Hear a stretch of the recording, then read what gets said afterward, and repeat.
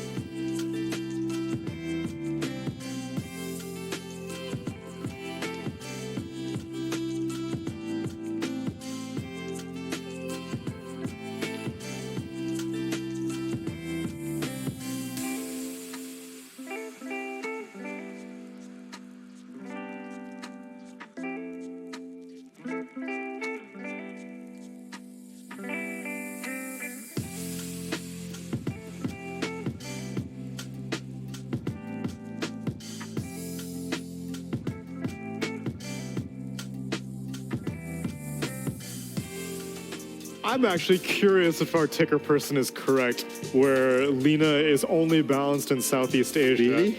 I would like to, I have not gotten a chance, but I will go region by region, and I will confirm that, because I was actually thrown under the bus by our ticker person at the very end of the Execration interview. It said, Execration was right, Tsunami was left. I've been rooting for Execration since day one, bro. Literally day one. I saw them have that march as a coach, and I'm like, let's go, Execration. And they have delivered.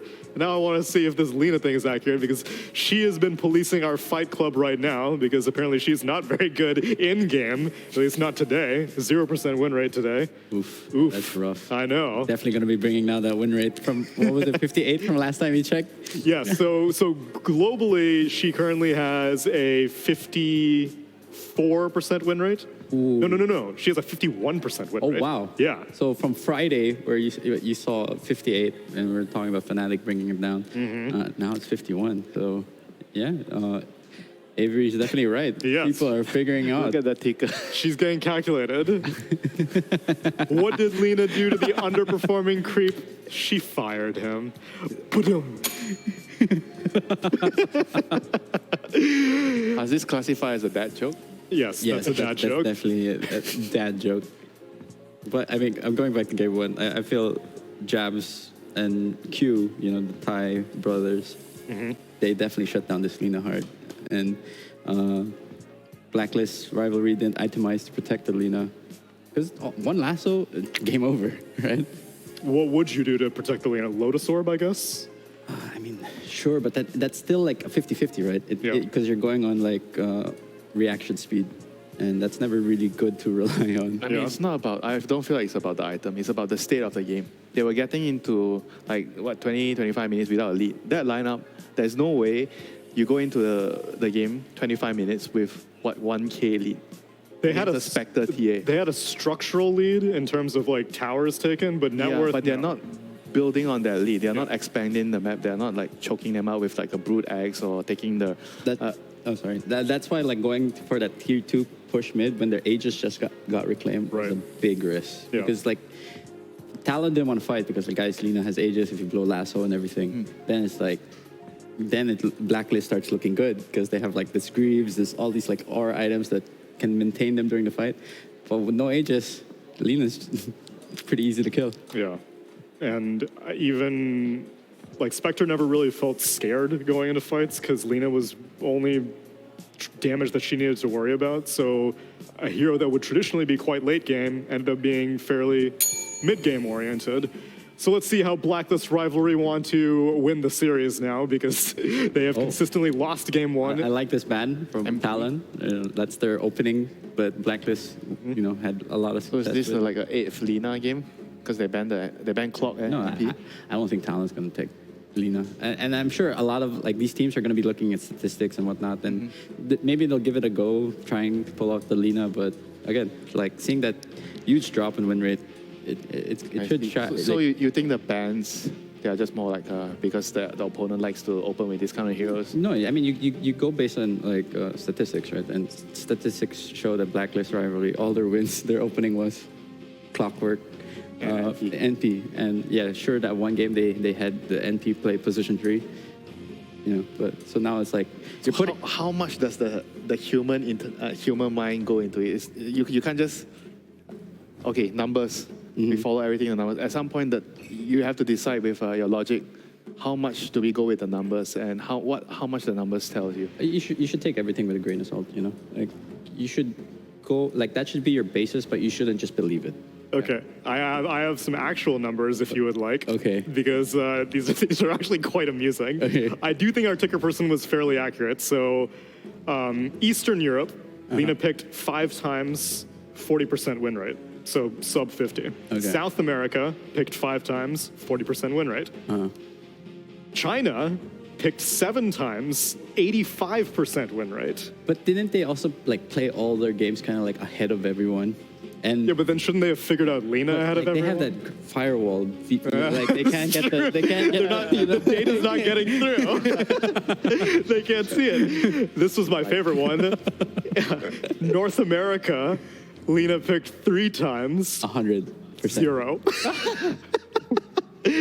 And in Western Europe, Lena picked 6 times 83% win So rate. it's just Western Europe and China. And I mean, I think it also like gives credit to the regions that they're better in like covering their carry. But don't you think this data has to be filtered one more time? Who's winning with Lina and who's losing with the Lina? Yes, I suppose that's true. But like, this is all Division 1, so you would say that they're all roughly the same caliber. Maybe North America might be a little bit like if Shopify Rebellion's not picking Lina and Bait is, then like yes, that may inflate the statistics somewhat. But like, there's a big enough sample size that I would think that it's a reasonable number. But the conclusion is she's getting figured out. Yeah. And apparently that is the conclusion that we are drawing here because she's completely ignored. Tusk and Legion Commander. Are they going to ban Bat or are they going to ignore Bat?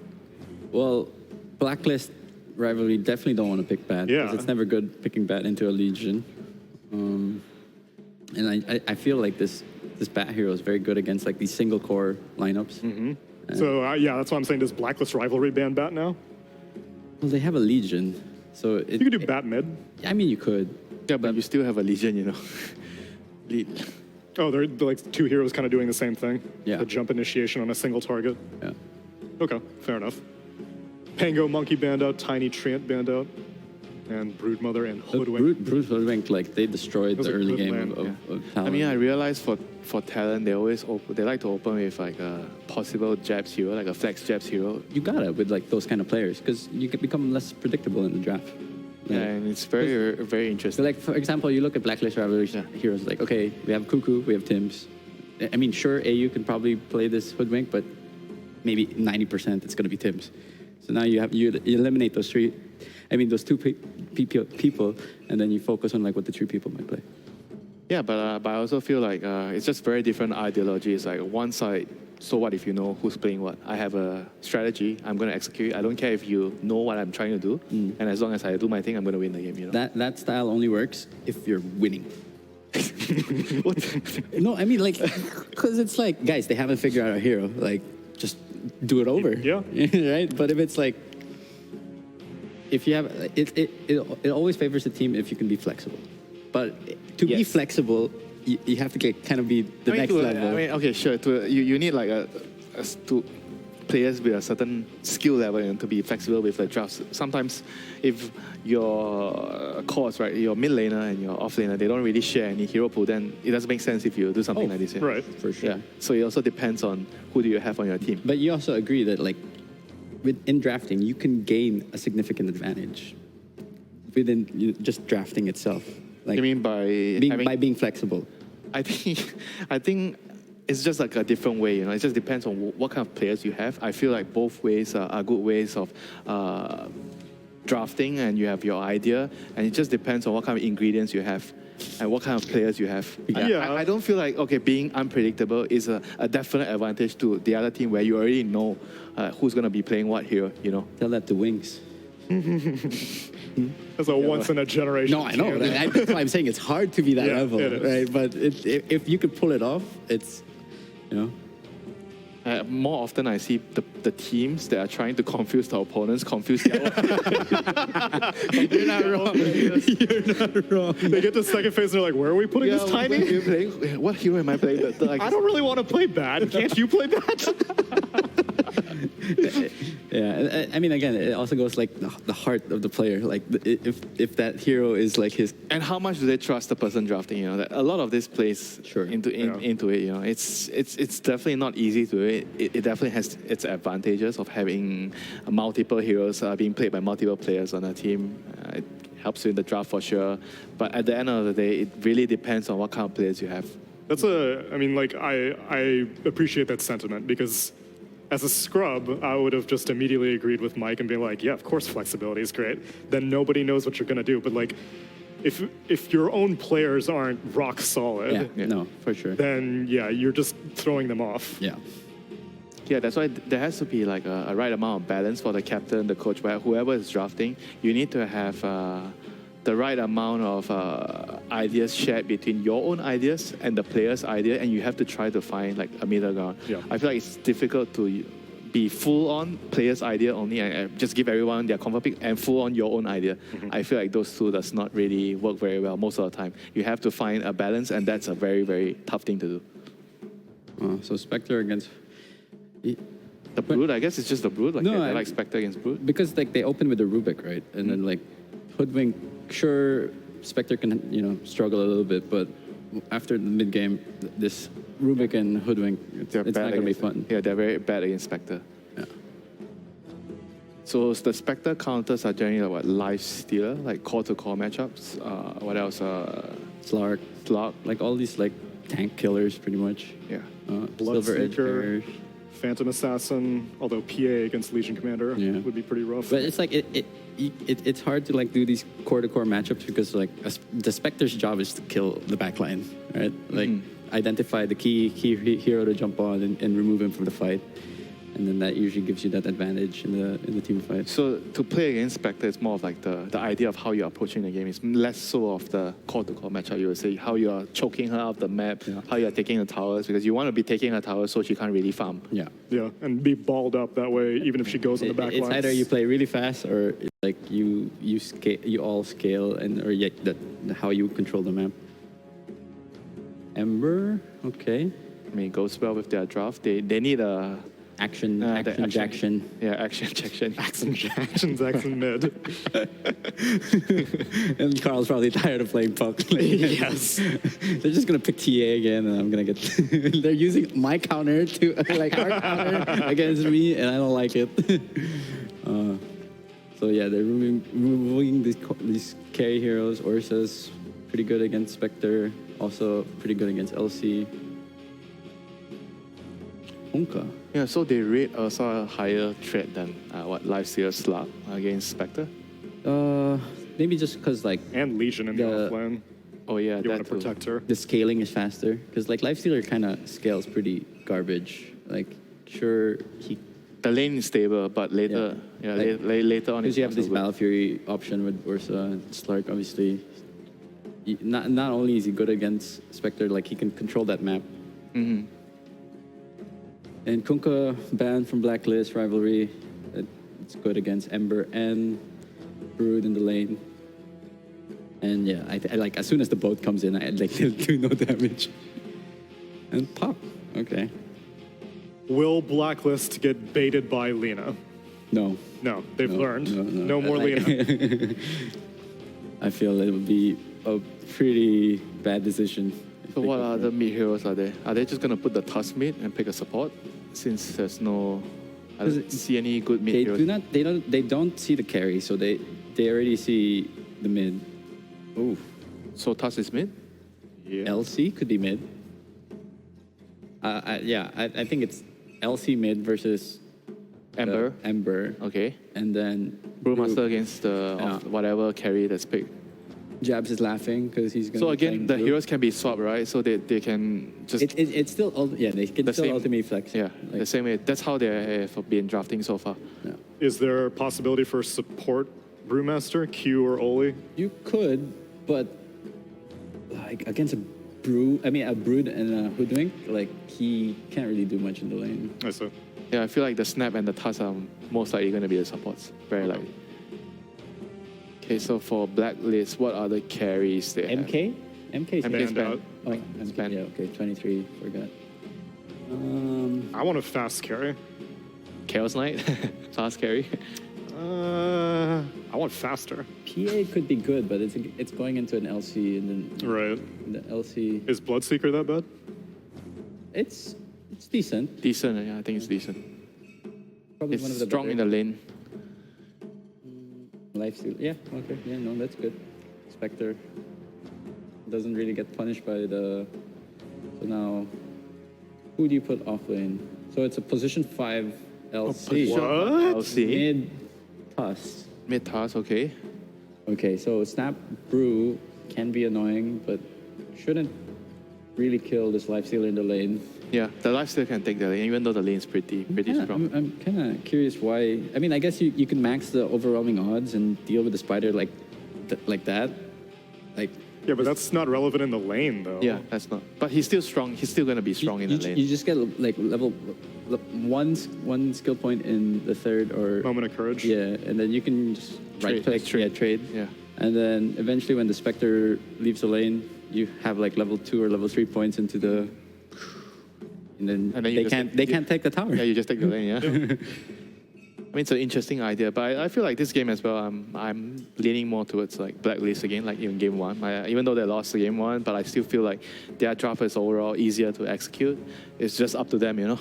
I'm gonna go with Talon just because, like, sure, Bosku can play this Brood, but it's like after all the towers go down, he kind of loses his impact, and he's It's not not like his fault, it's the team's fault, you know? no, but it's also the player's fault, right? Like, it's not your specialty, you know. Like you kind of get lost when the first half of the game is done. So he has the responsibility to drag everybody into the right direction. I mean, it's your responsibility to know what your hero's gonna do after.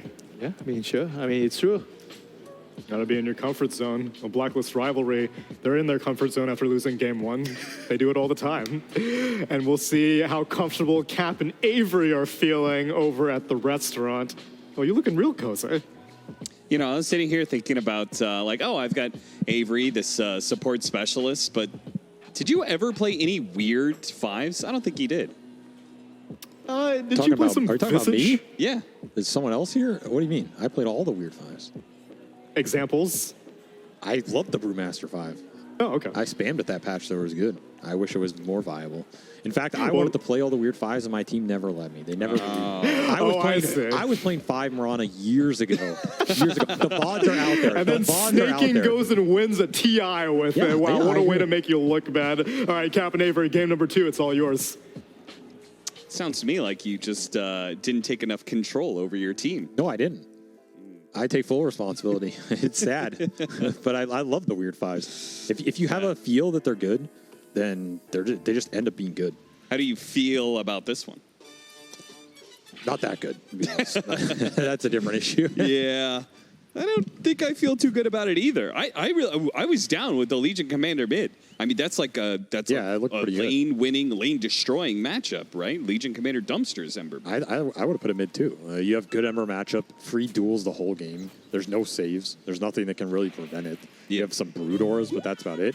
Gives you a good hero to hunt this brood and ember in the mid game, which now you kind of give up a little bit, right? Tusk can do it, but it takes a little bit longer to come online, I feel. And he's not going to dominate the lane as hard, so you're not going to be as in a favorable position to do it. Yeah, I was really feeling the mid Legion, which is why I'm not feeling the 5 Legion as much. I don't think 5 Legion interacts with brood that well. I really don't think you do anything to it. I think you're just going to get nuked when he hits 6 and you can't sit there. And so what do? Like throwing overwhelming odds on Spiderlings, it doesn't really matter as much to me, at least in theory. We'll see how it pans out. But Even a master falters. Through anger lies fear. I'm not a believer. Yeah. I could be converted. Okay, so you're I'm keeping not- an open mind. Of course, always. The big thing for me is that I don't feel like the save is that incredible this game. Like, there's a lot of little things you can take off here, but there's no, like, oh, let's say Bat Rider Lasso or something like that. Yeah, and it's like a chains or a lift. Yeah.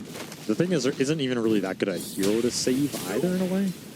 Like, there's not some glass cannony hero that if they jump and you save and then it BKBs, it turns the fight around. Sure. Yeah. Spectre innately is not going to get jumped and she's going to jump. Brew just wants to waddle in anyway. I guess it's okay for Brew, but like you said, there's anything crazy here. So yeah, the value maybe is a little lower. That said, I do think Brew can get a little out of control this game. I'm kind of interested to see like what Jabs wants to build. But if it's anything like that other Brewmaster game we saw where you just become insanely tanky with a pipe, for example, what's actually going to kill him in this game? He gets still 80% magic resist. Looks pretty spooky. Does, I imagine the break applies to that, right? The Drunken Brawler. So you can actually take away all of that magic resistance or evasion if he chooses to go the Storm Brawler route. Yeah, that is true. It does help. I mean, he can definitely die. There's some like good single target bursts that can come out later. You break him, and then Lifestealer can just hit him. Lifestealer can probably he's going to go Silver Edge at some point as well. You're dealing with Spectre on top of it, so maybe those saves will come in handy. You can bail him out with a snowball or something.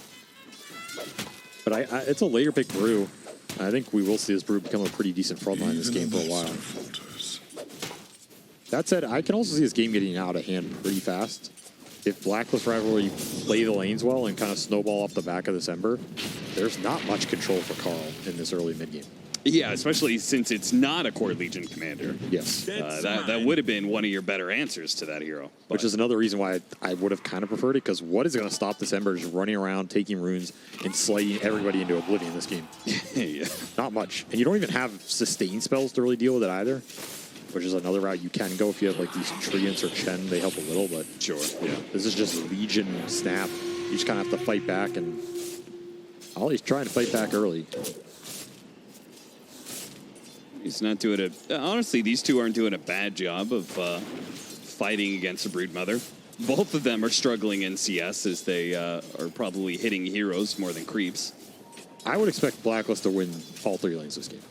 If I'm going in this game, that would be my objective with their lineup. I want to at least go even on all 3, but hopefully build an advantage going into like around the 5-minute crap mark. When you're talking levels 4 to 5 on these cores, I think their cores have an 8 advantage, and you should be able to push it. Another reason this Legion just feels a little off to me, because she's laning with Spectre. So you can attract attention, you can sacrifice your game for the Spectres, but then you're going to be a sacrifice support Legion, and your Spectre isn't even going to have that much better of a time. Because what are you sacrificing to get her through? Sure. Like, the lane is not getting better, so you're kind of not really pushing her towards anything here. I really think these lanes could go very well for Blacklist Rivalry here. Carl seems to be doing pretty well for himself, 17-6 compared to the 15-2 of Makoto. And he's got more creeps actually still out on the field. Top lane seems pretty chill as well. I mean, it's a Lifestealer versus a Strength hero. That's always going to be kind of whatever. If he ever takes a little bit of damage, he could just feast off of the